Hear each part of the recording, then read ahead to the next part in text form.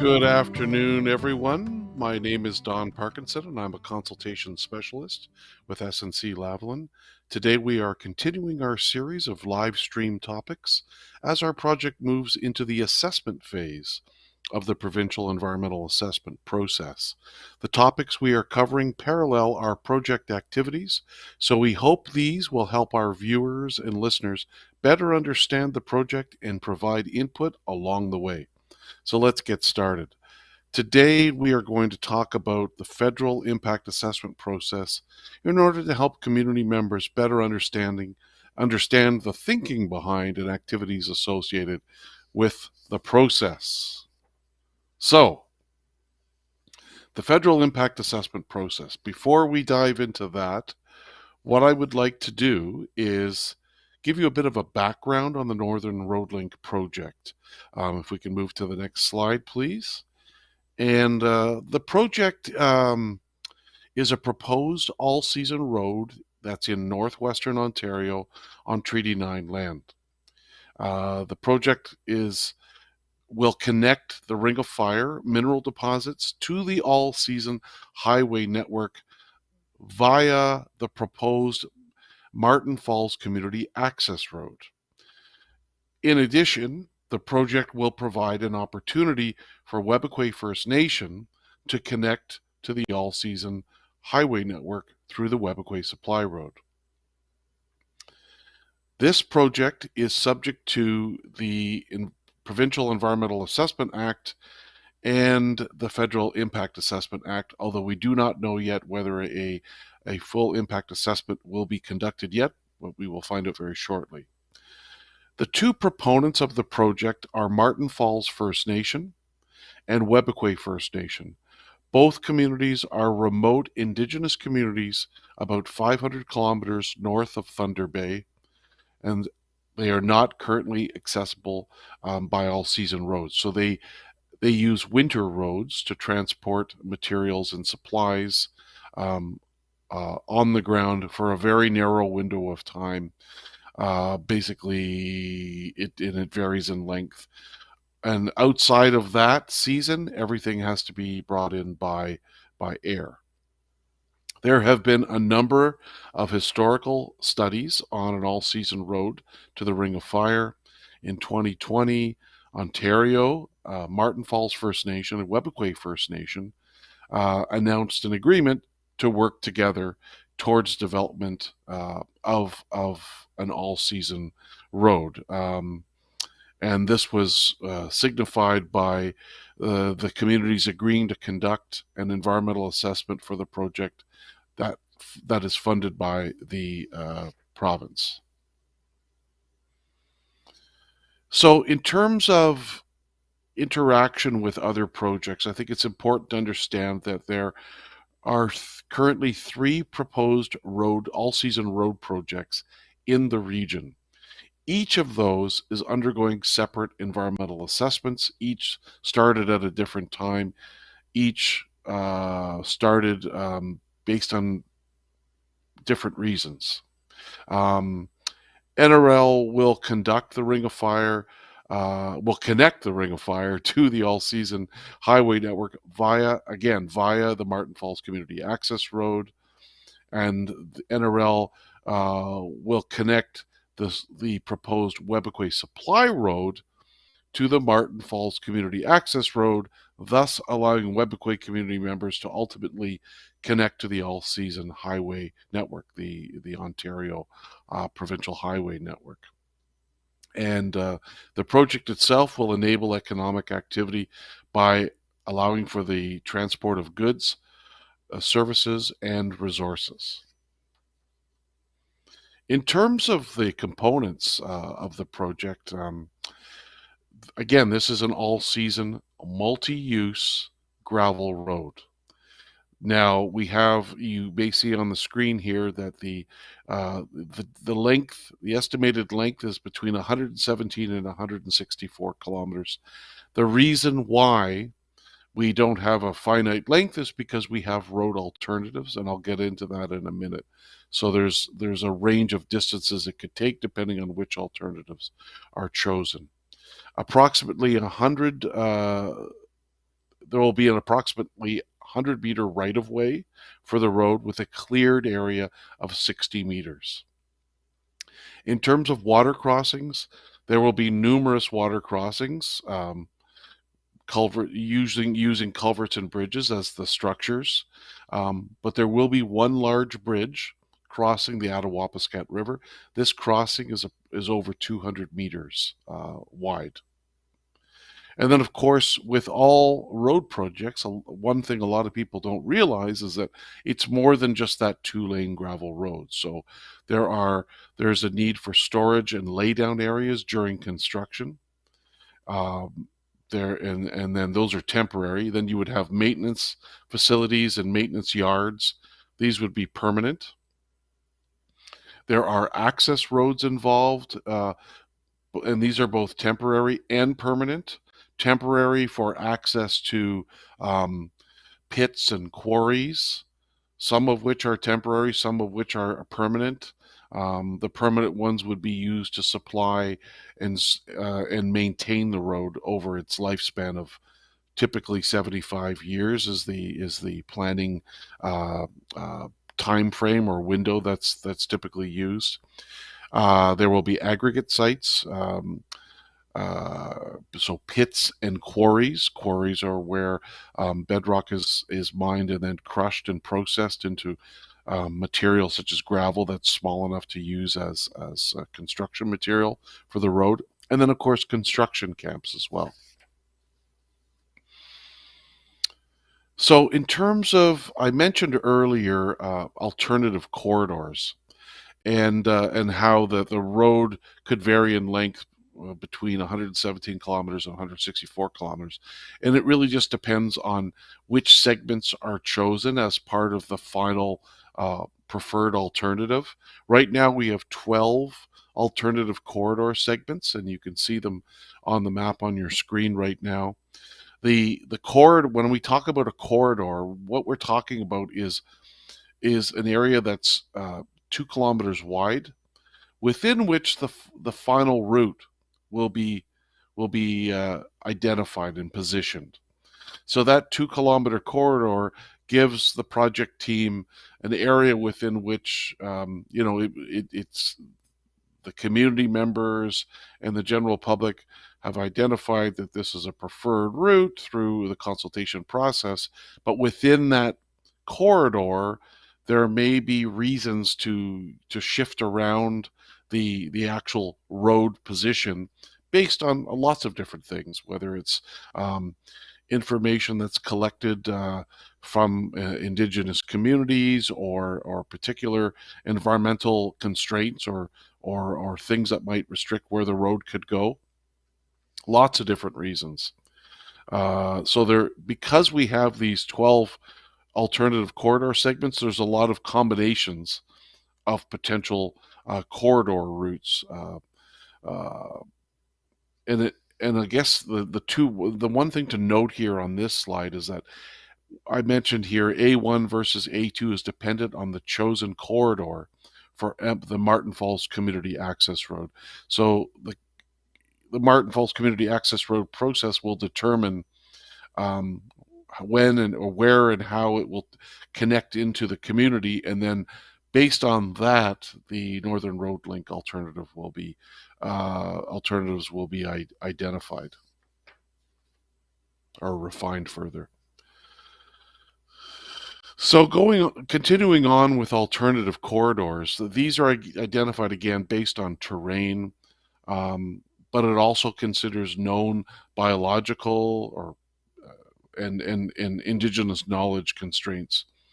Many of the segments that we showed earlier follow the esker, which is sort of a raised landform, typically composed of gravel or finer material. And then there's peatlands surrounding these eskers. Additional corridors were developed to accommodate all different potential crossings of the Attawapiskat River, and these additional corridors or these additional crossing locations were based on constraints that were generally based on constraints identified by community members, whether it's moose hunting areas or areas, sturgeon spawning areas, or other indigenous related constraints or reasons for not, for not running the road through. In terms of the Ontario process, the provincial process, this process requires a very in-depth assessment of alternatives, and includes consideration of net effects. Well, net effects, they're the leftover effects after applying what you call mitigation measures. Mitigation measures are measures to reduce or eliminate impacts. So whatever's left over is called residual or net effects. Criteria have been and are currently continuing to be developed, that will assess the advantages and disadvantages of the different routes. And we have an example here on the screen where we're showing red as less suitable, green as more suitable, and we're talking about, you see in the table here, looking at different soil types, so organic soils versus non-organic soils.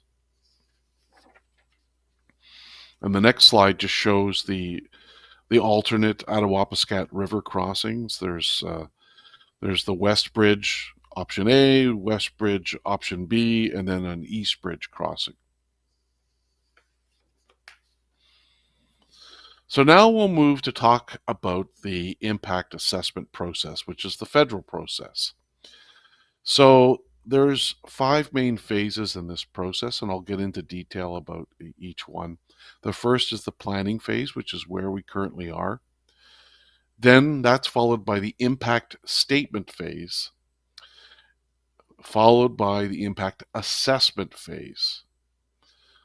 And then we have decision-making phase, and then the post-decision-making phase. So after a decision has been made by the federal government on the impact assessment, post-decision would be things like monitoring and meeting other commitments. So we'll get into that in a minute. So that's sort of an overview of the phases of the impact assessment process. Let's now look at phase 1. Phase 1 is the planning phase, and the IAC description of the planning phase is: the public and Indigenous peoples are invited to provide information and contribute to planning the assessment. So in this phase, which is the phase that we are currently in, there's an initial project description where it's sort of a higher level description of the project with some anticipated impacts and mitigation measures. And then after that, and this is where we are now, for our project, we have just submitted the detailed project description, which is a much more obviously detailed version of a project description. It takes the initial project description or IPD a big step further to provide a lot more details so that the Federal Impact Assessment Agency of Canada staff can then look at it and provide and determine whether an impact assessment is required. So right now we have submitted the detailed project description to the Federal Impact Assessment Agency of Canada, and then they will then determine whether an impact assessment is required. And if it is required, then what is called the Tailored Impact Statement Guidelines, or TISG, are prepared and then issued. So let's move now to phase 2, the impact statement. Again, the IAC description of the impact statement. The proponent is provided with clear requirements for the information and studies for an impact statement. Sound science and Indigenous knowledge inform the impact statement. So the proponent collects information and conducts the studies as per the Tailored Impact Statement Guidelines.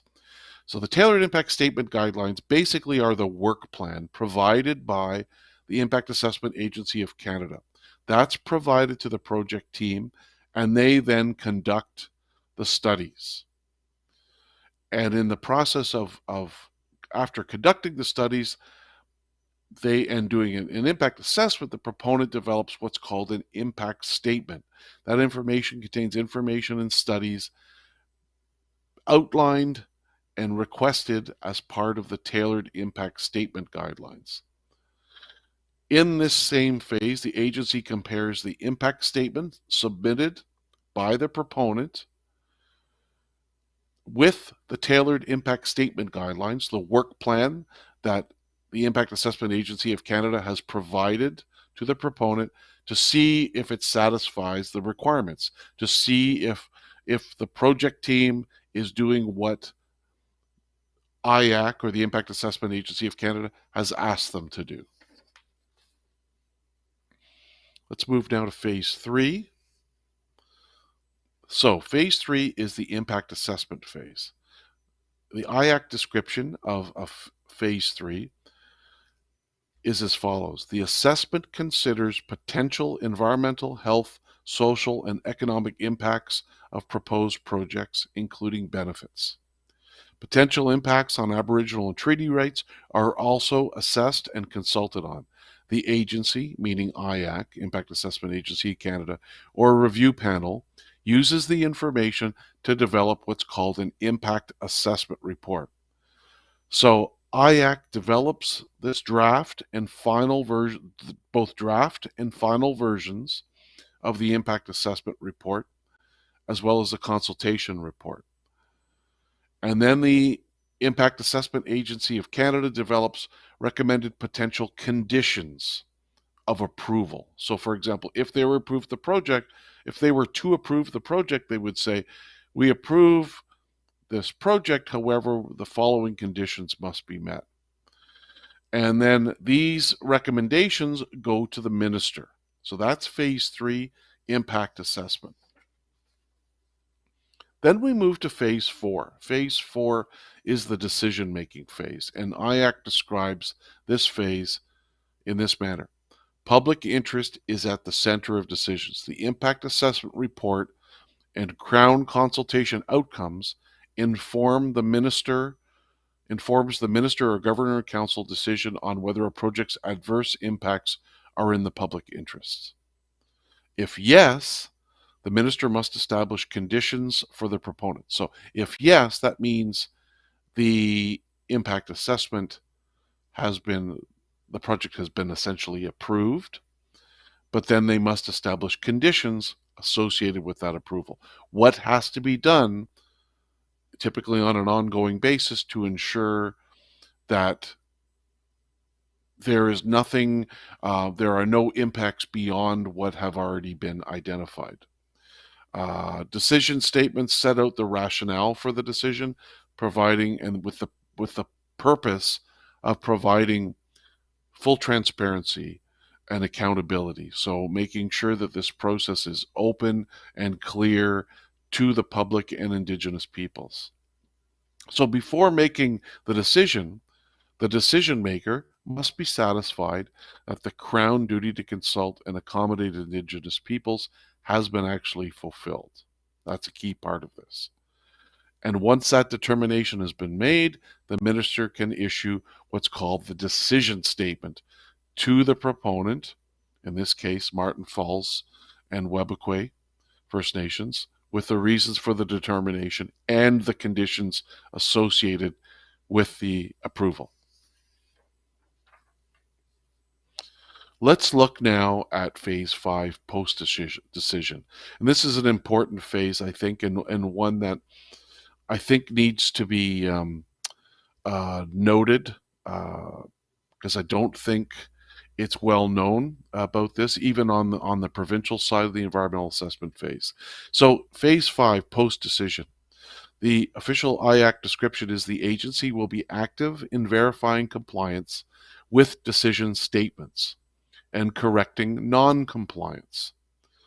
So verifying whether the conditions are being complied with, and if they are not being complied with, making sure that corrections are made to make sure that there is compliance. So whatever the conditions might be, and they many different factors.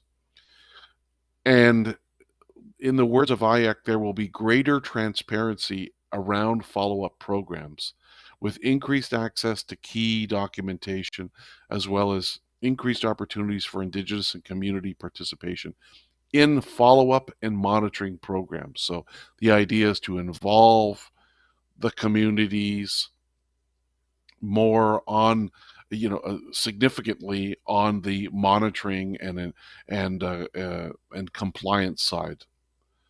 So the proponent is responsible for developing and carrying out the follow-up and monitoring programs. That's up to the proponents. That's up to Martin Falls and Webequie. Now, IAC may establish a monitoring committee to make sure that the science that's being conducted as part of the monitoring is sound science. And it provides, the idea would be to provide confidence to the public and Indigenous communities that the monitoring work is being done professionally and properly. The IAC will track and report on the follow-up and monitoring programs and will make this available publicly. The IAC is responsible for verifying this compliance with the decision statement and undertaking the compliance and enforcement measures where they have to. And where there is not compliance, where the proponents are not meeting their commitments or not following the rules, IAC will work with the proponent to return that to compliance.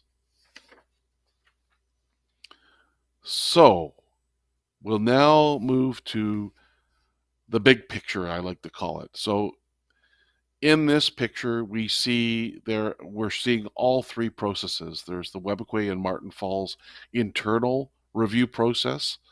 They do their own assessment of the project in their own way. There's the federal environmental assessment process, which I've been talking about. There's the provincial environmental assessment process. Now, there are some similarities and some differences between the federal impact assessment and provincial environmental assessment processes, and I'm going to get into those briefly next. So if we can move to the next slide, there we are. Okay, so I talked about the Tailored Impact Statement Guidelines. The Tailored Impact Statement Guidelines are the work plan for the impact assessment. But unlike in the provincial process, these are prescribed essentially by the Impact Assessment Agency of Canada.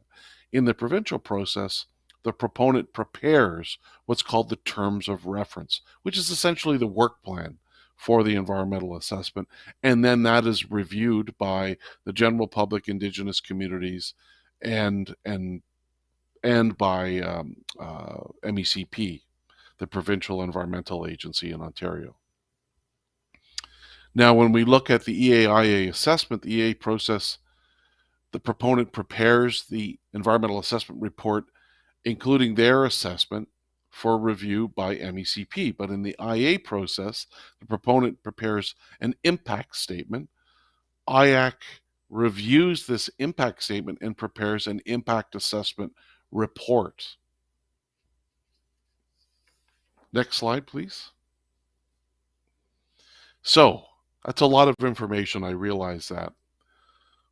But I want to make sure I summarize this with you so that you can see everything we're talking about here, and make sure you see the difference between the provincial process and the federal process.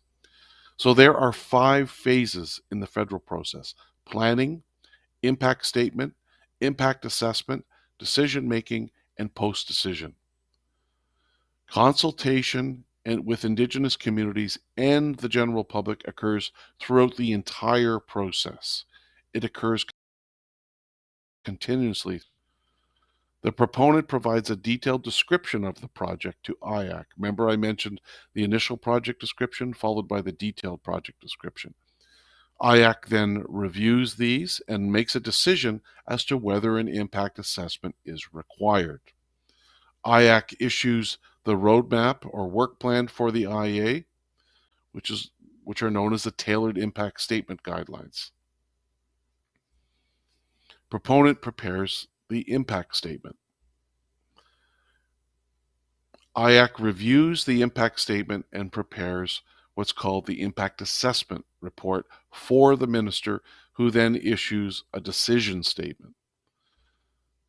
If the project is approved with conditions, the proponent then conducts all the follow-up and monitoring activities with IAC, the Impact Assessment Agency of Canada, making sure that they are complying, that they are following the rules associated with the conditions of approval. So I hope that's clear for everyone. There's a lot of information there, and I know it's a lot to take in a short period of time, but this presentation will be made available on the website for you to reference at a later date. And by all means, please feel free to contact us. If we can switch to the next slide, you'll see how you can contact us through. You can call, leave a message, you can email us, you can go to our website, northernroadlink.ca. So there's lots of different ways to get in contact with us, and we really encourage you to do that. We welcome input from community members and the general public. So that wraps up today's overview of the federal impact assessment process. We hope this was helpful and encourages you to join us again very soon. And don't forget to keep in touch with our project team members via the contact information that you see on your screen and that I just mentioned. And you can get other contact information on our website, northernroadlink.ca. And we welcome you to speak with us about this project. We would love to visit your community at any point in time, or meet you in whatever, or consult with you in whatever way is most appropriate for you, or most comfortable for you. We will comply with your consultation protocols. Please just send us your protocols, and we will do our best and see if we can connect with you as soon as we can to talk further about the project and get your input. So, miigwech, and we will talk to you again very soon. Look out for updates on social media and on our website. Miigwech, take care.